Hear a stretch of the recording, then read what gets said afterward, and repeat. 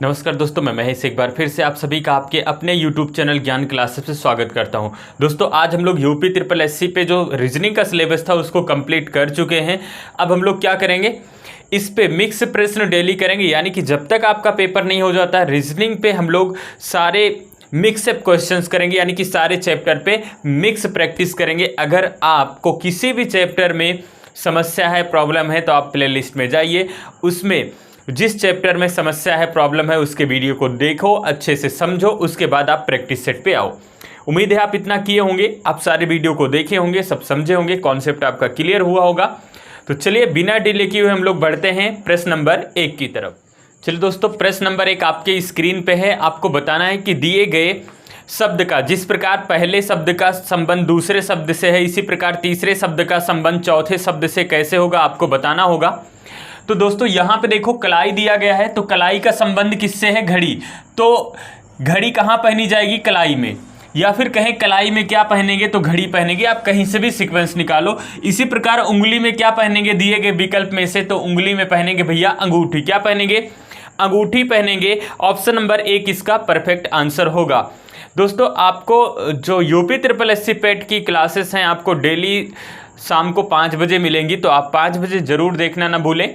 चलिए हम लोग आगे बढ़ते हैं इस पे अगले प्रश्न की तरफ। चलिए दोस्तों, अगला प्रश्न आपके स्क्रीन पे है। आपको एक कथन दिया गया है और कथन से दिए गए निष्कर्ष, जो निष्कर्ष हैं आपको बताना है कि इन कथन का उपयोग करके निम्न में से कौन सा विकल्प बनाया जा सकता है, यानी कि कौन सा निष्कर्ष निकालेंगे। तो चलिए दोस्तों इसको सॉल्व करते हैं। सबसे पहले काम क्या करना होगा, पहला कथन देखो क्या है, तो पॉजिटिव है। दूसरा कथन क्या है? पॉजिटिव है।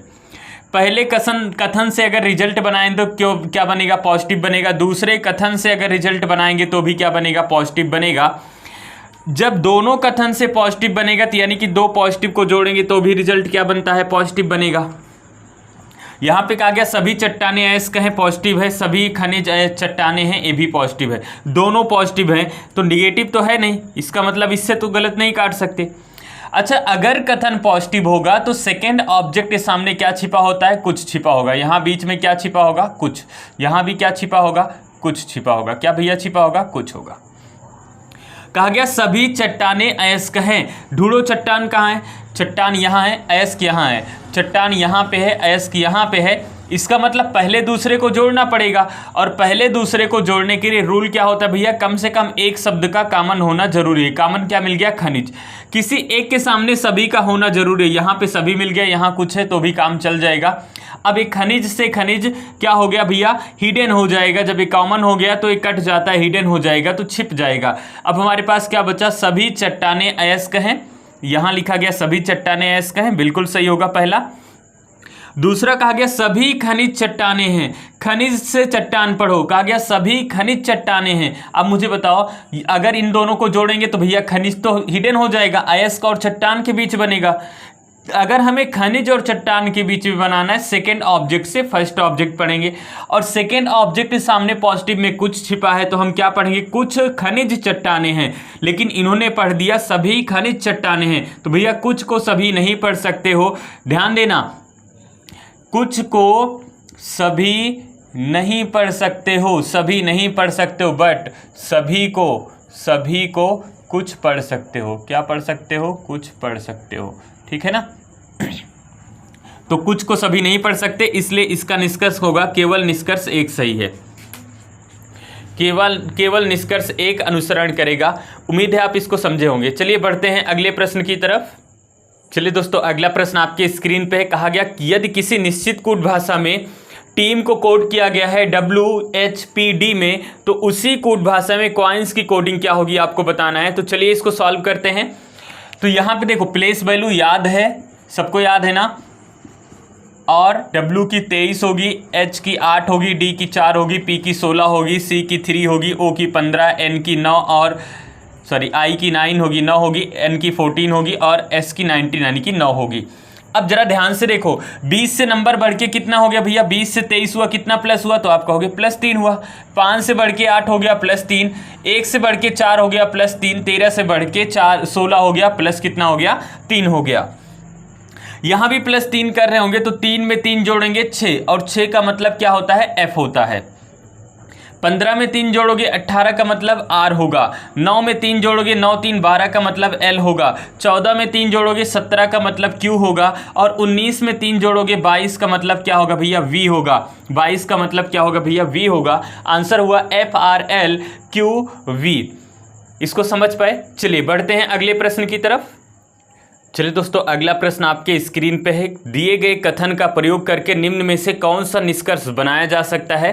तो इसको आपको पता करना है कि जो निष्कर्ष दिया गया है कौन सा निष्कर्ष इसमें सही होगा। बशर्ते दोस्तों एक बात का ध्यान रखना कि जो आपका ये चैप्टर होता है स्टेटमेंट एंड कंक्लूजन यानी कि कथन और निष्कर्ष, यह रियल और प्रैक्टिकल लाइफ से रिलेट नहीं करता है। भावनाओं में बिल्कुल नहीं बहना है कि रियल और प्रैक्टिकल लाइफ में तो ऐसा होता है हम सही कर दें, बिल्कुल गलत हो जाएगा। रियल और प्रैक्टिकल लाइफ से रिलेट नहीं करता। तो चलिए देखिए, पहला कथन क्या है आपका, पॉजिटिव है। कुछ नींबू लाल हैं, पॉजिटिव। कुछ चुकंदर नींबू हैं, ये भी पॉजिटिव हुआ। और जब दो पॉजिटिव को जोड़ेंगे तो रिजल्ट हमेशा पॉजिटिव बनेगा। निष्कर्ष पे आओ, कहा गया कुछ नींबू जंप हैं। अच्छा बताओ, क्या यहां कहीं पे जंप आया? नहीं आया। तो जंप नया शब्द है। अगर कथन निष्कर्ष में कोई नया शब्द आ जाए तो कभी भी परफेक्ट रिजल्ट नहीं बनाएगा, ये गलत हो गया। फिर कहा गया चुकंदर लाल हैं। अच्छा, चुकंदर लाल हैं तो यहाँ इसके सामने सभी छिपा होगा, यानी कि चुकंदर की बात हो रही तो पूरे चुकंदर की, यानी कि सभी चुकंदर लाल हैं, ये कहा गया। तो चुकंदर तो लाल होता है रियल प्रैक्टिकल लाइफ में, तो रियल और प्रैक्टिकल लाइफ से रिलेट नहीं करना है। चुकंदर और लाल के बीच रिलेशन बनाओ तो लाल यहाँ पे है, चुकंदर यहाँ पे, इसका मतलब पहले दूसरे को जोड़ना होगा।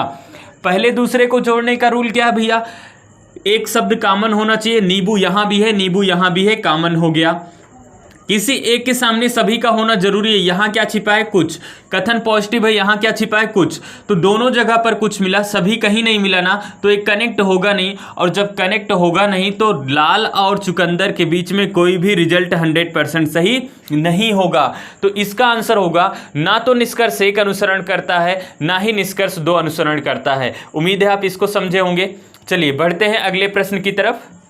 चलिए दोस्तों, अगला प्रश्न कैलेंडर का है। आपसे पूछा गया यदि 7 जून 1984 को बृहस्पतिवार था तो 7 जून 1983 को कौन सा दिन होगा? तो चलिए इसको सॉल्व करते हैं। देखो यहाँ पे डेट 7 जून यहाँ भी है, 7 जून यहाँ भी है। डेट और मंथ सेम हो तो डेट और मंथ से हमें कोई मतलब नहीं है। हमें ऑड डेज निकालना है भैया, कहाँ पे, 2 वर्षों के बीच में। और 2 वर्षों के बीच में विषम दिन निकालने का तरीका भैया, दोनों वर्ष का अंतर निकाल लो। 1984 से 1983 घटाओगे, कितने साल का अंतर है, 1 साल का। प्लस लीप वर्ष को जोड़ दो, और लीप वर्ष को उसी को जोड़ो जिसमें फरवरी इंक्लूड होगी। तो अगर हम 1983 से आगे बढ़ते जाएं तो आप देखो 1983 जून हुआ, जुलाई, अगस्त, सितंबर, अक्टूबर, नवंबर, दिसंबर। उसके बाद 1984 में जनवरी भी आएगा, फरवरी भी आएगा, और मार्च, अप्रैल, मई, जून तक जा रहे हैं। इसका मतलब 2084 जो आपका लीप वर्ष होगा, 1984 जो आपका लीप वर्ष होगा, इसमें 29 फरवरी आएगा, बिल्कुल आएगा 29 फरवरी। और जब 29 फरवरी आ जाएगा तो इसको एज अ लीप वर्ष काउंट कर सकते हैं, इसको एज अ लीप वर्ष काउंट कर सकते हैं। तो 1 और 1 मिलके कितना हो गया भैया, 2 हो गया। कैलेंडर में पीछे जा रहे हो तो -2 हो जाएगा, माइनस का साइन लगा दो। बृहस्पतिवार से 2 दिन पीछे आना है तो बृहस्पतिवार से 1 दिन पीछे आओगे बुधवार, बुधवार से पीछे आओगे मंगलवार यानी कि ट्यूसडे। इसका मंगलवार परफेक्ट आंसर होगा। यानी कि 7 जून 1983 को कौन सा दिन था भैया, तो मंगलवार था। कौन सा दिन था, मंगलवार। चलिए बढ़ते हैं अगले प्रश्न की तरफ। चलिए दोस्तों, अगला प्रश्न आपके स्क्रीन पे है। कहा गया निम्नलिखित कथन और निष्कर्ष को पढ़िए और फिर निर्णय कीजिए कि दिए गए निष्कर्षों में से कौन सा निष्कर्ष कथनों का तार्किक रूप से अनुसरण करता है। तो कथन है सभी मोबाइल ब्रांडों में सैमसंग की बिक्री सबसे अधिक है। कथन है सभी मोबाइल ब्रांडों में सैमसंग की बिक्री सबसे अधिक है, ये आपके पास कथन है। निष्कर्ष में क्या बोला गया, निष्कर्ष नंबर 1, अन्य मोबाइल ब्रांडों की बाजार में हिस्सेदारी पता है। जो अन्य मोबाइल हैं सबकी हिस्सेदारी बाजार में पता है। अच्छा, सबकी हिस्सेदारी पता होगी तभी तो हम कहेंगे किस मोबाइल का बिक्री कितनी ज़्यादा हो रही है। जब तक हमें और मोबाइल की जो बिक्री है वो बाजार में पता ही नहीं होगी तब तक हम कैसे बताएंगे किस मोबाइल की बिक्री सबसे ज़्यादा है, किस मोबाइल की सबसे कम है। और कथन में क्या कहा गया भैया, कहा गया सभी मोबाइल ब्रांडों में सैमसंग की बिक्री सबसे ज़्यादा है, सबसे अधिक है। इसका मतलब बाकी सबकी हमें क्या पता है कि कौन कितना बिक रहा है, हिस्सेदारी हमें पता है। तो पहला सही होगा, अन्य मोबाइल ब्रांडों की बाजार की हिस्सेदारी ज्ञात है, पता है, बिल्कुल पहला सही होगा।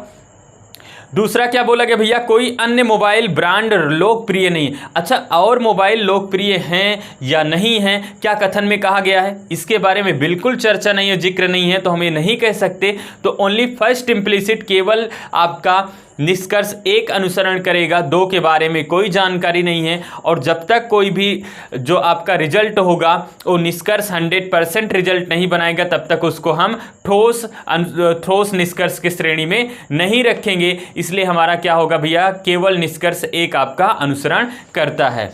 उम्मीद है इसको समझे होंगे। चलिए बढ़ते हैं अगले प्रश्न की तरफ। चलिए दोस्तों, अगला प्रश्न आपके स्क्रीन पे है। कहा गया दिए गए जो प्रश्न है, दिए गए 4 विकल्प हैं, इसमें से बेजोड़ चुनिए, सबसे अलग या सबसे भिन्न चुनिए। तो दोस्तों यहाँ पे फूल दिया गया है, घास है, पत्ती है और तना है। तो जो ये फूल होगा, पत्ती होगा, तना होगा, पेड़ का एक भाग होगा। लेकिन ये सबसे अलग क्या हुआ भैया, ये सबसे अलग क्या हुआ आपका घास। तो घास सबसे अलग है, इसलिए ऑप्शन नंबर 2 इसका यानी कि बी सही होगा। क्या होगा भैया, बी आपका परफेक्ट आंसर होगा। चलिए बढ़ते हैं अगले प्रश्न की तरफ। अगला प्रश्न आपके स्क्रीन पे है। कहा गया दिए गए प्रश्न के संबंध में कौन सा तर्क मजबूत है। और कथन क्या बोला गया, कथन बोला गया क्या सरकार को स्थानीय सब्जी मंडियों में पॉलीथीन बैग के उपयोग पर प्रतिबंध लगाना चाहिए। फिर से कथन देख लो, क्या सरकार को स्थानीय सब्जी मंडियों में पॉलीथीन के बैग के उपयोग पर प्रतिबंध लगाना चाहिए। निष्कर्ष तर्क है हाँ, वे पर्यावरण के लिए अत्यंत जोखिम पैदा करते हैं। जो लोग सब्जियां खरीदने के लिए अपने बैग साथ ला सकते हैं, तो बिल्कुल अगर पॉलीथीन, सबको भी पता है कि सरकार को स्थानीय सब्जी मंडियों में पॉलीथीन के बैग पर उपयोग पर प्रतिबंध लगाना चाहिए। इसमें तर्क दिया गया हाँ, लगा देना चाहिए, क्योंकि वे वर्तमान के लिए, वे पर्यावरण के लिए अत्यंत जोखिम पैदा करते हैं, बिल्कुल करते हैं। और लोग अपना जो थैला वगैरह है, कैरी बैग ले जा सकते हैं, जरूरी नहीं कि पॉलीथीन का उपयोग करें, बिल्कुल पहला सही हो जाएगा। दूसरा, नहीं यह सुविधाजनक नहीं है, यह असुविधाजनक है, यानी कि सुविधाजनक नहीं है। तो भैया असुविधाजनक नहीं है, बिल्कुल पॉलीथीन क्या कर रहा है, पर्यावरण के हमारे प्रदूषित कर रहा है, तो इसके लिए पॉलीथीन पे रोक लगना चाहिए। तर्क केवल पहला आपका सही होगा, दूसरा तर्क सही नहीं होगा, तर्क पहला सही होगा। चलिए बढ़ते हैं अगले प्रश्न की तरफ। चलिए दोस्तों, अगला प्रश्न ब्लड रिलेशन का है। कहा गया सी कामा ई और एफ की माता है, एफ का विवाह जेड से हुआ है, सी कामा जेड से किस प्रकार संबंधित है, आपको बताना है। तो चलिए सॉल्व करते हैं। सी माता जी हैं, सी किसकी माता जी हैं, ई और एफ की, ई और एफ की। ई एफ का जेंडर नहीं पता है, मेल है या फीमेल नहीं पता है। एफ का विवाह जेड से हुआ है, तो विवाह होता है तो प्लस लगा देते हैं। फिर क्या बोला गया भैया, कहा गया सी कामा जेड से किस प्रकार संबंधित है, सी कामा जेड से किस प्रकार संबंधित है। याद होगा आपको, सेकेंड पर्सन फर्स्ट पर्सन को क्या कॉलिंग करके बुलाएगा, जेड सी को क्या बुलाएगा। अच्छा, जेड अगर मेल होगा, थोड़ी देर के लिए मान लो कि ए मेल हो गया और ए फीमेल हो गया, तो अगर ए फीमेल हैं तो एफ की माता जी को क्या बुलाएंगी, सास बुलाएंगी। अभी थोड़ा सा पेशेंस रखना, क्या बुलाएंगी, सास बुलाएंगी। अब इसको फीमेल मानते हैं और इसको मेल मानते हैं, तो अब बताओ, अगर ये फीमेल है मेल है तो एफ की माता जी को क्या बुलाएंगे, तो भी सास बुलाएंगे। यानी कि जेंडर से हमें कोई इस पे इफेक्ट नहीं पड़ेगा, हम आंसर आराम से दे सकते हैं। पूछा गया कि जेड सी को क्या बुलाएगा, तो जेड अगर मेल होगा तो भी सास बुलाएगा, सी को फीमेल होगा तो भी सास ही बुलाएगा। तो आंसर क्या हो जाएगा भैया, सास हो जाएगा। जल्दबाजी में ऐसा मत करना कि ज्ञात नहीं कर सकते, आंकड़े अधूरे हैं, ऐसा कुछ टिक कर दो। जेड हर कंडीशन में सी को क्या बुलाएगा, सास बुलाएगा, चाहे मेल हो या फीमेल हो। उम्मीद है इसको समझे होंगे। चलिए बढ़ते हैं अगले प्रश्न की तरफ।